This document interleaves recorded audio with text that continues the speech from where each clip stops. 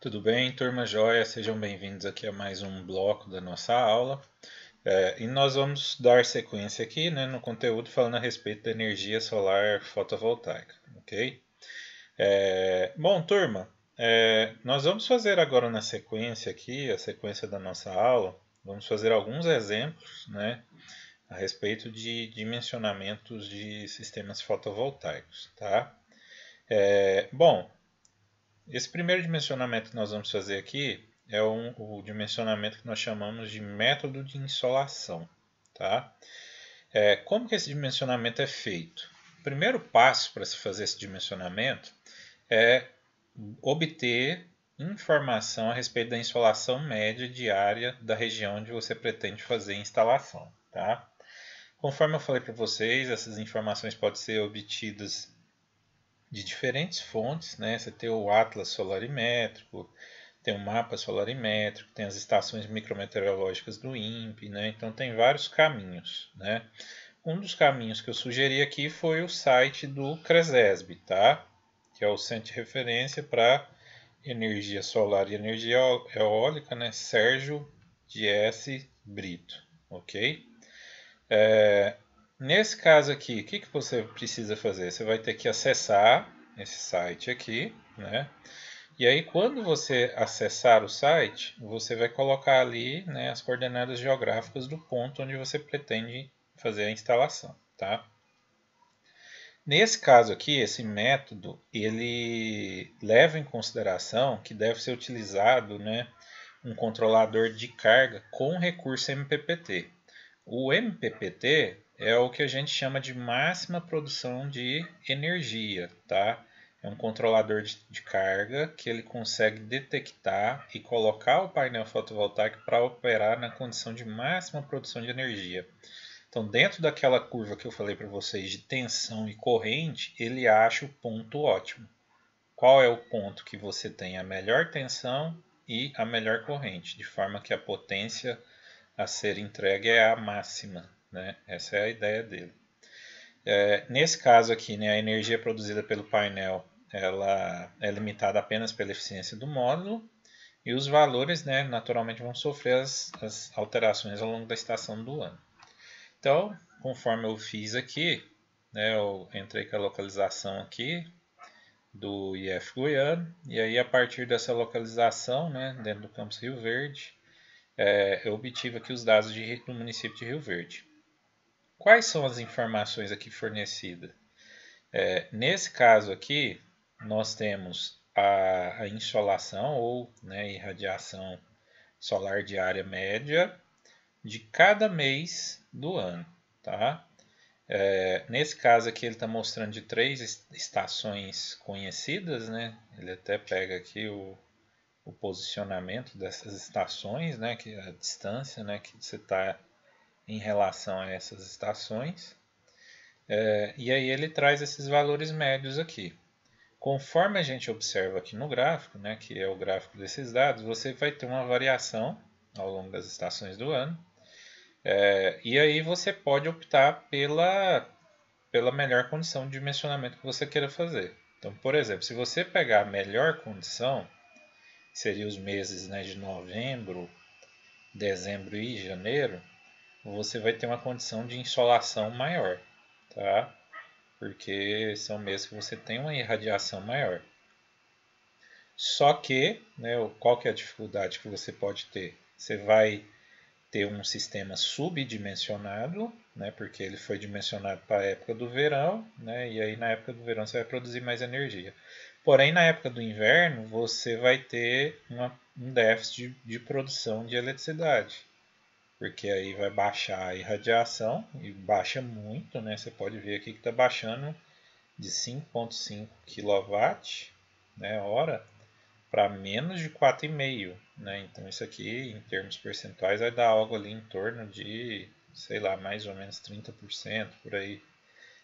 Então isso aqui pode até, né, produzir, se for um sistema off-grid, produzir tão pouca energia que você não consiga alimentar o sistema.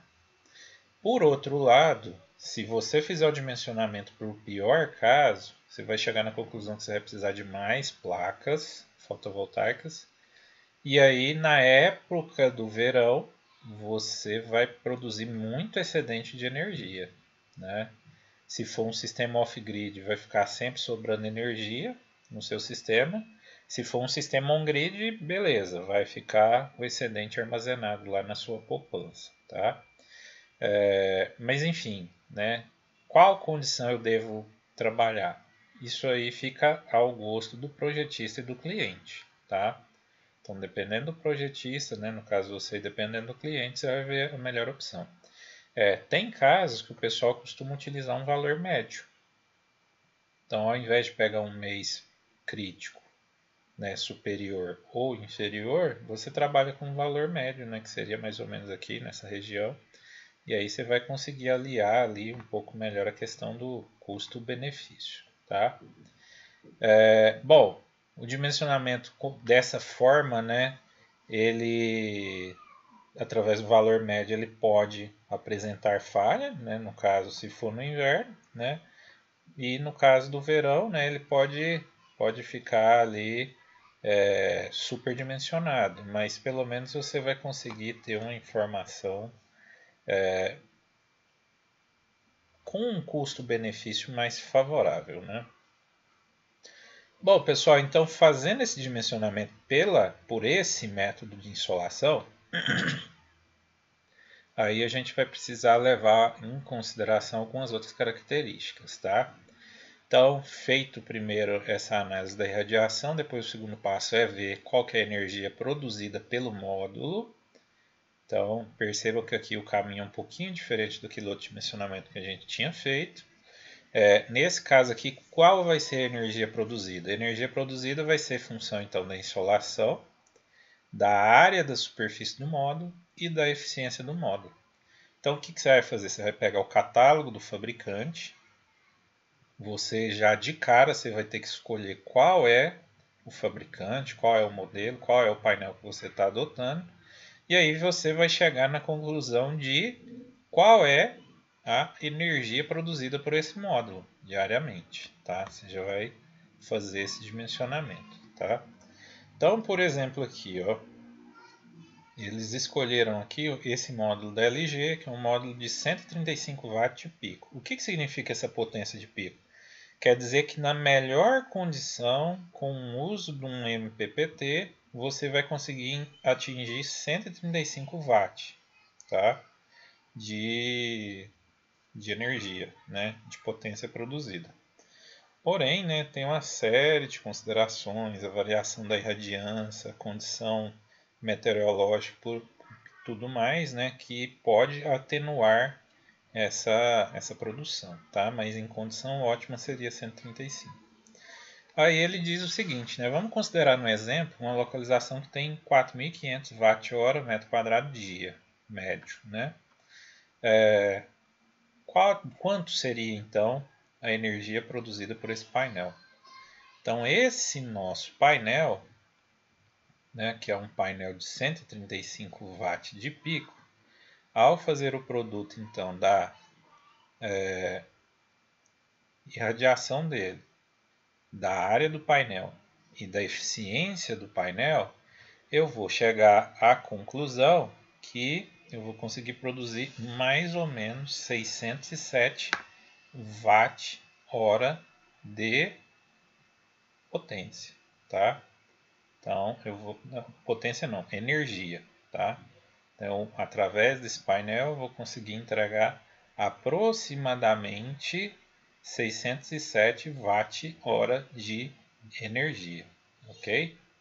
Então, isso, né, é o cálculo, né, da energia produzida pelo painel, tá? Essa é a energia produzida pelo painel, tá? Um outro método que nós temos é o método da corrente máxima do módulo, tá? Como que é esse dimensionamento pelo método da corrente máxima do módulo? Nesse caso, você vai considerar que o painel solar ele não está operando na capacidade máxima. Ele não está operando com o MPPT, por exemplo, né? Então, a produção de eletricidade vai ficar limitada por quem? pela tensão da bateria. Então, você tem uma certa bateria, essa bateria ela vai ter o seu regime de operação, e aí naturalmente é a tensão da bateria que vai limitar a corrente máxima do seu módulo, ok? Então, nesse caso aqui, o primeiro passo é, através das condições padrões, né, de teste, que é a condição de 25 graus Celsius, 1000 watts por metro quadrado de radiação, você avaliar, né, quais são as características nominais do painel para essa condição e quais são as condições para a condição nominal normal de operação. Tá? Nesse caso aqui, como que esse cálculo vai ser feito? Você também vai determinar qual é a energia produzida pelo painel, porém agora você vai estar considerando a potência, não mais a área nem a eficiência, mas sim as horas diárias de insolação. Aqui no caso ele está chamando aqui de HS, mas também é chamado de HPS, tá? Que é o que a gente chama de horas de sol pleno. Como que eu determino essas horas de sol pleno? Basta eu pegar a quantidade de radiação média diária, então por exemplo Rio Verde lá em torno de 5.500 watt-hora metro quadrado dia, quilowatt-hora, né? Então você pega lá os 5.500 watt-hora metro quadrado dia e divide pela condição padrão que é o 1000. Então você vai chegar numa hora de sol pleno aproximadamente de 5,5 horas, tá? A partir disso, você vai então poder determinar a potência do módulo, tá? Considerando a corrente de curto-circuito do módulo e a tensão da bateria. Quanto vai ser só lembrando aqui, né, que você precisa dessa potência do módulo para determinar aqui a energia, né, produzida. Então, quanto que vai ser essa potência do módulo? Corrente curto-circuito vezes tensão da bateria. Corrente curto-circuito do módulo é conhecida. Então, pegando aqui esse exemplo, ó. Então, você tem esse módulo, tá aqui as características dele, né, de condições normais de operação. Corrente de curto-circuito 6,83. A bateria que eu adotei é 12 volts. Então, vai ser 12 vezes 6,83. E aí você vai ter o quê? Esse ponto aqui de operação dele. 12 volts, 6,83, você vai chegar na potência do módulo de aproximadamente 81,96 watts. Multiplicando isso pelas horas de sol pleno, eu vou ter algo em torno de 410 watt-hora. Aí você pode perguntar assim, professor, mas no mesmo módulo, com condições de radiação, ele vai produzir potências diferentes? Sim, devido à forma como ele foi dimensionado, foi projetado, né, no caso o sistema. No outro sistema eu estava extraindo o MPPT, estava extraindo a máxima potência do sistema. Ou seja, o que você tem de melhor de corrente, o que você tem melhor de tensão. Nesse caso aqui, se eu pensar que fosse um sistema off-grid, limitando a minha tensão pela tensão da bateria, o meu controlador de carga ele não vai permitir que a minha tensão seja superior que aquele valor. E aí, automaticamente, com isso, você não pode extrair toda a potência do seu painel, tá? Você vai ter que trabalhar com o seu painel numa condição ali, a gente chama no setor elétrico de a vazio. Né? Ele vai produzir menos que a capacidade nominal dele. Tá? Automaticamente, qual que vai ser o impacto disso? Você vai precisar de mais painéis para conseguir produzir tudo aquilo que você gostaria. Tá? Bom, e o dimensionamento da bateria? Como que nós podemos fazer? Bom, esse dimensionamento eu vou mostrar para vocês no próximo bloco. Até lá!